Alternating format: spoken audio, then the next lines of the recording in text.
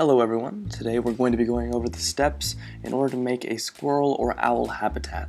Now, once you have all of your materials, the first step is to start cutting the wood. Your first cut is going to be measured out 20 inches along the side of the board. The next is measured out 17 inches from the top, 15 inches from the bottom, and then a diagonal cut. The next one is the exact opposite with 15 inches on top and 17 inches on the bottom.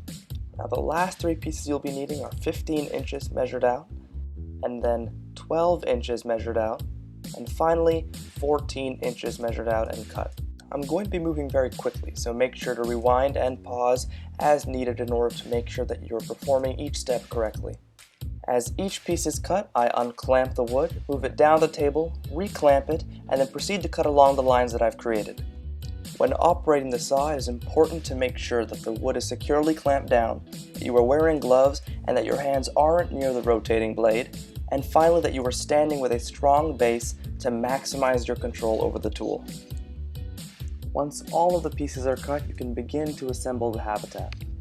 First, you'll take your 15-inch piece of wood, measure to the middle horizontally, and then approximately 11 inches vertically.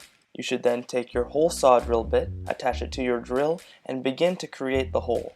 In order to create a western screech-owl habitat, the entrance or hole will be placed at the front of the box. The only difference between a western screech-owl habitat and a squirrel habitat is that the entrance is placed on the side in a squirrel habitat.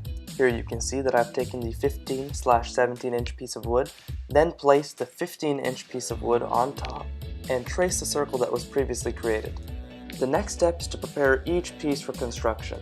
Here we took the 20-inch piece of wood, which is going to be the back of the box, and pre-drilled holes for our screws.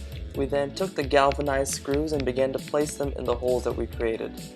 This process was then repeated as we took the front of our box, placed it on its side against the back, and traced a line in order to determine the proper placement of screws. We then marked our pre-drill spots, making sure that they were in line with the screws on the other side of the board. After this, we simply repeated the process of pre-drilling and then placing the screws in our pre-drilled holes.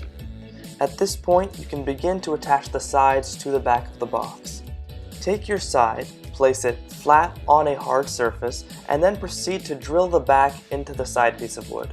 You can then take your other side, flip the box, and repeat the process. The next step is to attach the front of the box. After pre-drilling your holes and attaching your screws, you can place the front of the box as shown and begin to drill. The second to last step is to then switch the box's position so that the bottom is facing upwards and begin to attach the bottom piece of wood. Once again, you can begin to pre-drill, place your screws, and then drill them into place.